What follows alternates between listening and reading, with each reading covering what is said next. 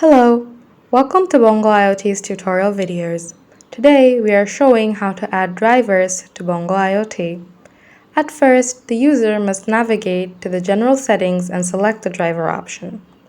The already added objects will be shown here. You can also click the Add button, provide your contact information in the appropriate fields, choose a default object number, and lastly, select the driver as the user. A new driver can be added after providing all necessary information and selecting the Save option. Now, the user may double-click on any current details to update them or add new ones. Now, the driver configuration screen will open where the users select the Add button. Here, the user must choose the company and the branch where the driver works.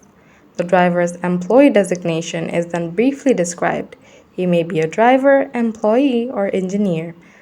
The employee's first and last names, employee numbers, RFID tags, shift, country, state, city, zip code, street 1, street 2, and contact information must be entered. Please be aware that the contact number 1 choice will contain the driver's login information for the tracked driver's mobile application. Finally, the users must choose the driver's default and object number.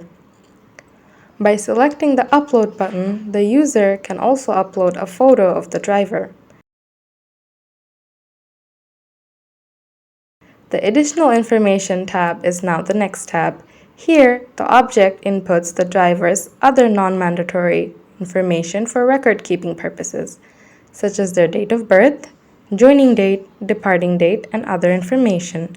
If the driver is no longer in use, the user can deactivate the driver profile or just delete the driver records. Click the Save button now. The Bongo IoT platform will now include the driver. Additionally, the driver can sign in to the Bongo IoT smartphone application with their credentials.